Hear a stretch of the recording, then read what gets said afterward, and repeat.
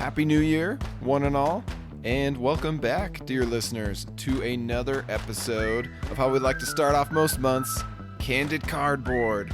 Today I'm going to be sharing my first impressions of board games that I have been playing recently. These are often new releases, but not always. Today I'll be sharing my thoughts on the following: Scout, MicroMacro Crime City, Imperial Steam, Ankh, Gods of Egypt, Rialto, and Keyflower. My name is Nick Murray, and this is the Bitewing Games Podcast.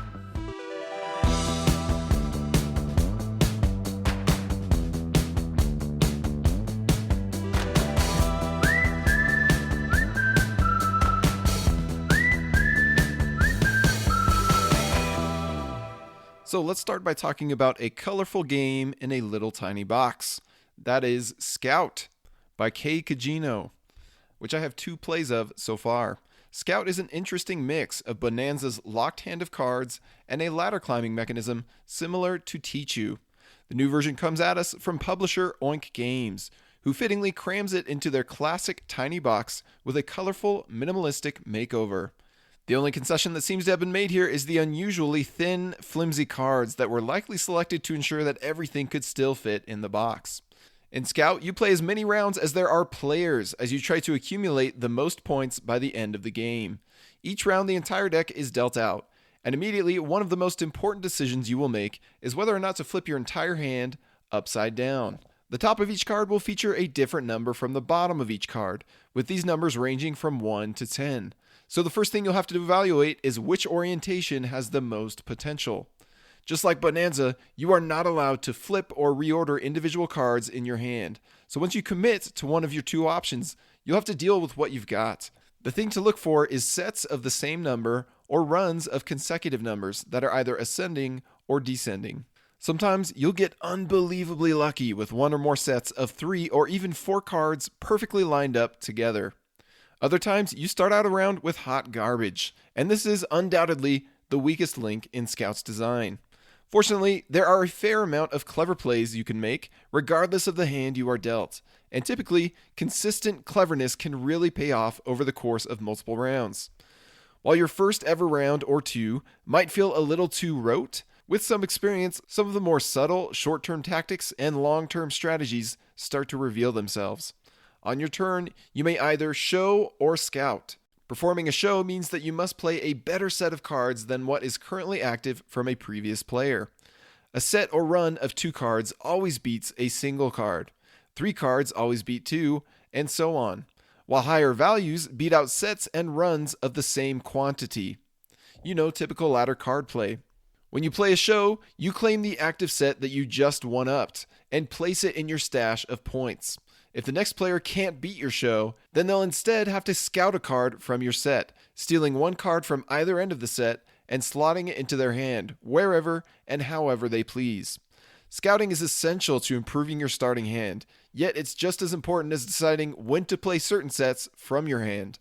The nice thing about players scouting your own show is that you earn a point each time they take a card. Better yet, if all of your opponents end up scouting from your show, this counts as consecutive passing, which immediately triggers the end of the round. Usually the round ends when one player empties their hand, but either way, you always want to be the one who ends the round, either with a grand finale of a circus show, or with a show so good that nobody else can one-up it. Either way, you'll get 0 negative points, while everyone else takes 1 negative point for each card remaining in their hand. The pacing and tempo of Scout is brilliant because as the round progresses, it becomes increasingly risky to save your best cards for a big play. The round might end before you get the chance to play your big run of 4 cards, and now you have to swallow each one as a penalty point. On the other hand, if the opponents after you get down to only 1 or a few cards in their hand, then you can force them to scout by putting on a show which contains 1 more card than they can possibly play. The final wrinkle that really makes Scout shine is the precious Scout and Show token that each player gets at the start of each round. You get 1 shot to both Scout and Show in the same turn. Yet even if you save it for what feels like a special occasion, there is inevitably a later turn that makes you regret spending it so soon. This token is often critical to turning the tide of a round in your favor. Overall, I find Scout makes a solid addition to the upper tier of Oink Games offerings. I'll slot this one alongside my favorites, including Insider, Startups, Fake Artist, and Durian. My current rating of Scout is 7.5 out of 10. Now let's jump from one of the lightest games of today to one of the heaviest games we're going to talk about, Imperial Steam, which I have one play of. It's from Alexander Humor and Capstone Games. As a capstone train game that appears to be a hybrid between Brass Birmingham and Age of Steam, I was certainly intrigued by 2021's Imperial Steam. This one is a game that describes itself as a highly strategic, yet accessible, economic and logistics game of making difficult decisions amid fierce competition. At least, that's how the publisher puts it. Now, the problem with calling your game accessible is that this term kind of sets expectations for the entire experience. Last time I checked, those expectations do not include a box crammed with 900 components that take 20 to 30 minutes to set up, and a rulebook where the first 10 pages cover setup and the following 20 cover gameplay. If this is what folks are calling accessible these days, then I'd like to nominate that word for public execution. But alas, I found joy in other designs that at first seemed like board game vomit in a box, like A Feast for Odin, Oath, Eclipse, and Coffee Traders all come to mind. And speaking of joy, Brass and Age of Steam are currently in my top 10 games of all time. So surely their love child, Imperial Steam, is still destined for greatness, right? Well, with my first play of Imperial Steam, I learned a valuable lesson. It's not enough to simply combine certain aspects of two things you love and expect something just as good or better. With this game, I was hoping for a banana split, but I feel like I was instead served a banana peel, swimming in melted ice cream and sprinkled with peanut shells. Imperial Steam tries to wink at Brass and Age of Steam fans, such as myself, with things like orange iron cubes, black coal cubes, railway route building, goods pickup and delivery, crushing economics, and more. The problem is that everything I love most about those two Martin Wallace classics is entirely missing from this mirage of a design. Gone are the dynamic shared incentives and highly interactive gameplay. Absent are the clean rules and focused options. These things are all replaced by a grating mess of mechanisms across a nauseating spread of boards and tokens and cards. Imperial Steam, like many of today's heavy euros, is a design that desperately tries to compensate for its glaring lack of emergent player interaction with a fire hose of variability in the setup and mechanics in the rules. Because if players are too busy trying to avoid drowning as this fire hose sprays them in the face, then perhaps they'll never notice that they are merely standing in a shallow wading pool of a tabletop playground. For a production that offers so much across its icons, tracks, pieces, and actions, I have rarely felt so restricted in my possibilities. Would you like to build some track? Sure thing, but actually you can only build up to 2 tracks per round, and you'll need to buy some more workers to be able to reach those spots. But you can only buy workers from these locations, not those ones. And once you finally have them, you'll have to leave them alone for a round or two before they'll actually be worth using. But in the meantime, you can stock up on resources you'll need for the track. But you can only buy 2 resources this round because this tile right here arbitrarily says so, even though you'll need 3 resources to build more track. And once you purchase them, you aren't allowed to use those resources this round. You have to wait until next round. And although you own these resources and you've literally placed them on your train car tiles, you can't actually deliver these ones to a location. These ones are just for spending on more track. You see, you need to send a worker out onto the board in order to make some cubes that you can actually transport. It's simple, really. The theme and graphic design here offer little assistance in making any sense of what you are doing and why you are doing it. It's largely a senseless, soulless Euro parading around in a train game husk. While the majority of my top 10 games are also categorized as fairly heavy, it's needlessly complex designs like Imperial Steam that put me through an existential crisis. What kind of gamer am I? Do I even like board games? Do you remember the taste of strawberries, Mr. Frodo? My current rating of Imperial Steam is 3 out of 10. All right, now let's move on to something that's more up my alley, Keyflower, which I have 2 plays of so far. Keyflower has been around for nearly a decade now, and it still retains a solid ranking in the top 100 board games on Board Game Geek. So it does feel like I'm preaching to the choir with anything I have to say about this game, but it wouldn't be the first time I gave a choir-directed sermon. The biggest question that I find myself continually asking about new-to-me resource conversion Euros is this. What makes this game stand out among the thousands of other options? Is this game truly exceptional? And if not, why would I keep and play it over the dozens of similar yet superior dry strategy games? Keyflower being a bone-dry worker placement, auctioning, engine builder about settling your village is another such design that must face my burning question. Fortunately, Keyflower is the first game I've tried in months that manages to come up with a decent answer. This game stands out most by the interesting combination of bidding and worker placement that takes place during each of its 4 rounds. New tiles are placed at the start of each round. Then it is open season for players to take turns either bidding for a tile by placing workers around the border or gaining a tile's benefit by placing workers directly on top of the tile. Once a certain tile has a color committed on or around it, then other players can only bid on or activate that tile with the same color for the rest of the round. Your red, yellow, and blue workers are hidden behind your screen, and you only have a faint idea of what others can bid based on the new workers they earn from a boat at the end of each round. I found this hybridization of auctioning and worker placement in Keyflower to be quite the treat. You can activate any tiles on the table, your own, the central market, or the tiles in other players' villages. But the catch is that the owner or new owner of that tile will earn the workers on it at the end of the round. You're allowed to activate a tile that has already been activated, but it will cost you extra workers. The decision space and considerations to make with each turn are broad and consequential. While the rest of the game is rather generic in its ideas, earn, transport, and spend resources to upgrade your village tiles for points, compete to claim bonus scoring tiles, etc., it doesn't necessarily need to be anything more flashy and complicated. The scoring objectives and secondary mechanisms are simply the oil that keeps this compelling core smooth and slick. And even with us 3 newcomers, the game proved to be surprisingly fast-paced. I do find it rather odd and slightly amusing that the creators have leaned so heavily into this key branding of their games. There appears to be about 9 games in this key series, with roughly that many expansions to some of those games.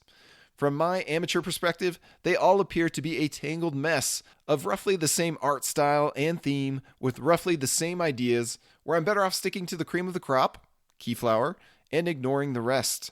I fully realize that this is a barbaric oversimplification of this series, and I'm sure that it has a solid following of fans, but I can't help but feel that the branding does more harm than good regarding attraction and approachability for the uninitiated. But alas, there I go again, letting the cold-blooded businessman within me get lost on an irrelevant tangent. What's most important here is that Keyflower remains a compelling offering in this overcrowded genre. Perhaps the one feature of this game that has aged the worst is its dense rulebook, and even that is mitigated by a Watch It Played rules explanation video from the legendary, jovial, and 8 years younger Rodney Smith. My current rating of Keyflower is 7.5 out of 10. All right, next game we're talking about is the other biggest game of today, Ankh, Gods of Egypt, which I have 2 plays of so far. Believe it or not, Ankh is the first game by legendary designer Eric M. Lang that I have ever played. Based on the look and style of his games, I never would have predicted Ankh to be a streamlined, non-random, pure strategy game, but that's exactly what it is. The 3 pillars of Ankh are the following. First, a buttery smooth action selection board. Second, an event track that sets the game's tempo. And third, battling for control of areas with your god, warriors, and guardians. On your turn, you can choose up to 2 different actions on the board, and they must be executed in descending order. These actions are to move figures 3 spaces each, summon a figure to the game board, gain followers, which are the economy of the game, or spend followers to unlock an Ankh power. This action board is the spinning gears behind the posturing and positioning that players will take as they strive to earn the most points at each upcoming conflict event. Anytime a player selects an action, they'll move the action marker down its row until it hits the last space of the track. This space immediately ends your turn, meaning you may not get a second action, but it also triggers the next event, and everybody wants to trigger those juicy events for themselves. Most events allow players to gain control of a monument, and monuments are central to how you score points. But the other possible events include splitting an area in 2 by drawing new boundaries with camels, or triggering a conflict. Conflict is beautifully simple and wonderfully tense in Ankh, Battles are resolved one region at a time. Players add up their figures in that region to determine a base power, apply any unlocked Ankh abilities, and secretly select a single card from their hand to hopefully sway the battle in their favor. All players start with the same hand of cards that will be spent and recycled throughout the game. While this mechanism is a shameless rehash of another Egyptian area control game, Kemet, it's a system that never fails to provide tense decisions. The conflict cards of Ankh even provide more opportunities for bluffing and point-mongering beyond the contest for a region victory. You can score points simply by having your figures on the right spaces and in the right regions, even if you lose every battle. Yet dominating regions also comes with its own batch of scoring opportunities. Players will be scrambling up the point track in a quest to not only win, but also to avoid merging with another god or even suffer a late-game elimination. The controversial merge mechanic of Ankh happens roughly 2/3 through the game and sees the last and second to last place players melting into a single faction that shares resources, actions, and objectives. Some folks see this as one player essentially getting eliminated from the game because they lose all their figures and monuments from the board. To me, it functions more like a late mechanical pivot, where two players begin to play a cooperative game with significant advantages to help them make a comeback. While each of the merge players becomes limited to one action per turn, this actually allows them more strategic flexibility for their faction. They also have access to both players' god powers, guardians, and followers. Where this merge event is as guaranteed as the rising of the sun, no pun intended, and the game state is perfectly readable and non-random, it becomes important to anticipate, plan for, and even embrace the merge. I've been anxious to take a test drive in Team Merger myself, but I've instead found myself taking an early lead and putting a massive target on my back while my opponents merged with each other in both of our plays. For a game where all information is open and readable, the victories in Ankh can certainly sneak up on you. Thanks to various Ankh abilities, cards, and dividing regions, scoring points has a snowball effect throughout the game, where one player can suddenly hit the top of the point track to claim the instant win. Our second play of the game with 4 players saw everyone ganging up on me, the runaway leader, while overlooking the second place faction. Through crafty upgrades and card play, she flew under the radar long enough to quickly shoot up the point track and snatch victory from my grasp, even while the merged players were making a significant comeback of their own. While I of course resent her stealing my thunder, I'm even more grateful that she and her husband own Ankh, Kickstarter goodies and all, so I don't have to. No matter how you slice it, Ankh is a costly game to dive into. The retail version comes in at a whopping $100 MSRP, and that one doesn't even come with the plastic monuments and tokens that make the game board much more readable. The Kickstarter all-in pledge provided a glorious amount of plastic, expansions, and content, but it also costed folks who pledged for it 2 limbs and a whole bookshelf. Currently, I'm lucky to be the moochy friend who shows up and sits down to a table already set up after somebody else painstakingly wheelbarrowed all the boxes into one room and fetched 100 different components from 1,000 locations. So perhaps my pampered experience should be taken with a grain of salt. I've been known to condemn plenty of other games to exile simply for how bloated they are. See also Gloomhaven, Jaws of the Lion, Catacombs, Sleeping Gods, Pandemic Legacy, and so on. But I can't deny that Ankh is one of my favorite surprises of the past year. My current rating, 8.5 out of 10. So we're going to leap from that late hotness back in time several years to Rialto, which I have one play of.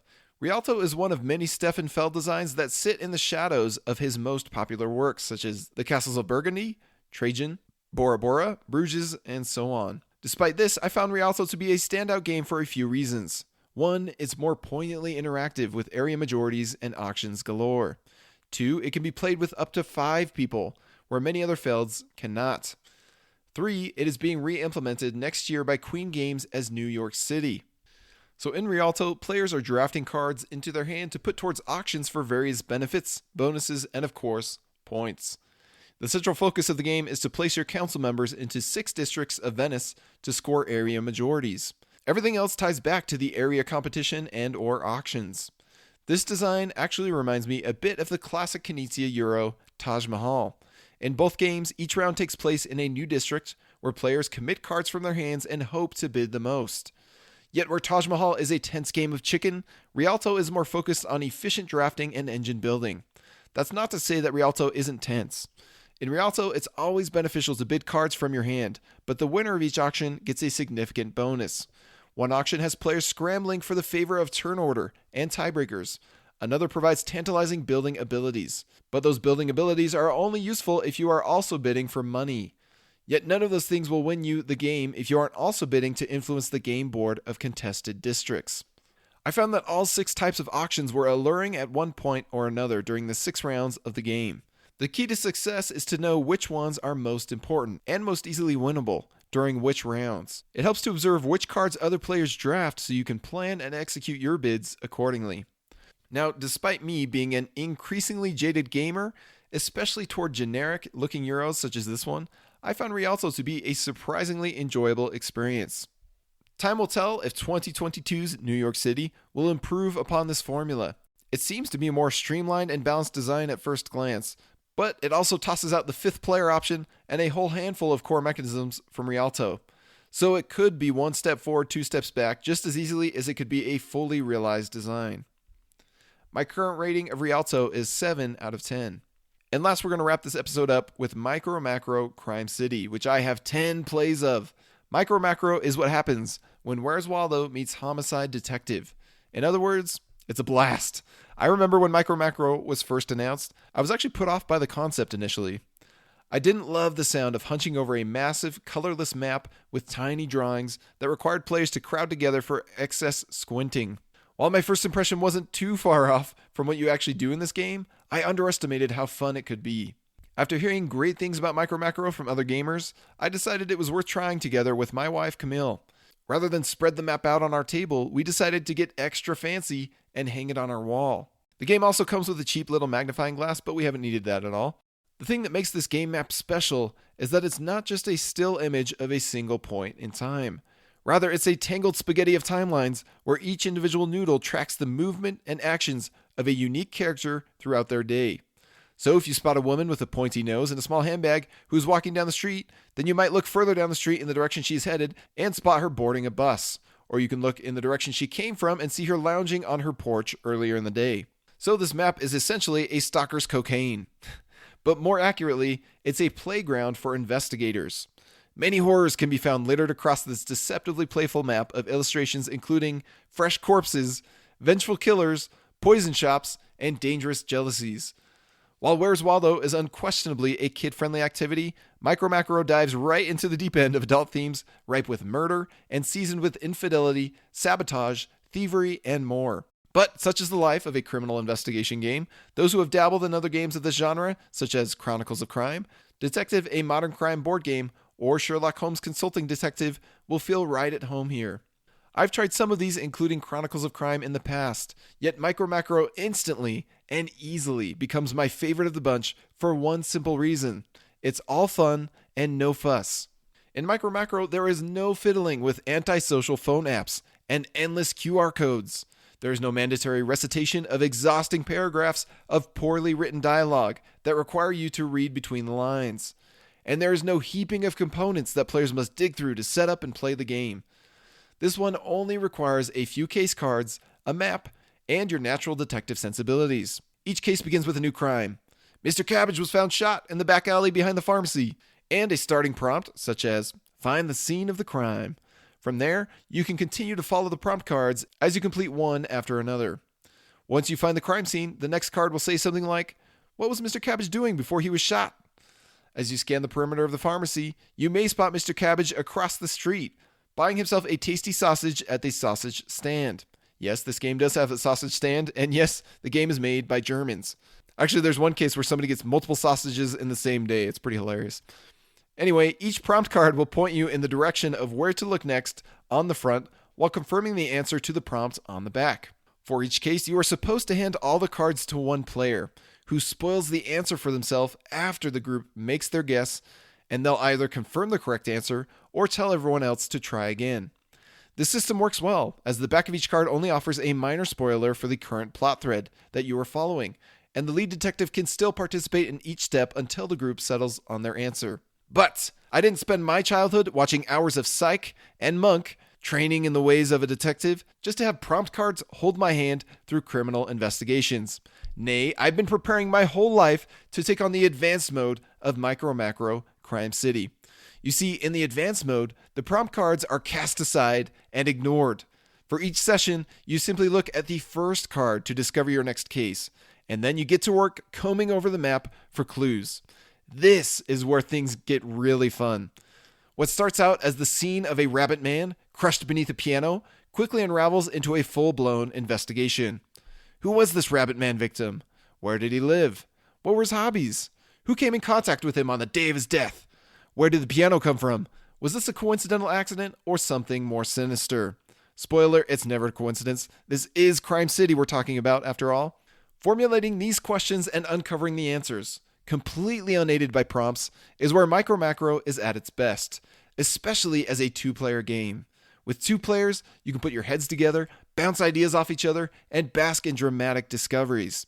The box says MicroMacro plays up to 4, but you'll spend most of your time scanning one small section of the map, meaning that the 3rd and 4th person will likely be crowded out and too far away to see the area of interest. Personally, I find it to be an engaging cooperative game that is perfect for couples. My current rating of MicroMacro Crime City is 8.5 out of 10. Well, that's going to do it for today in another episode of Candid Cardboard, my first impressions of board games. But don't worry, in 2 weeks I will be back to share my most anticipated games of 2022. This list is excellent, and I'm very excited to talk about these games. So, we'll see you then. And until then, enjoy your January. My name is Nick Murray, and you've been listening to the Bywing Games podcast.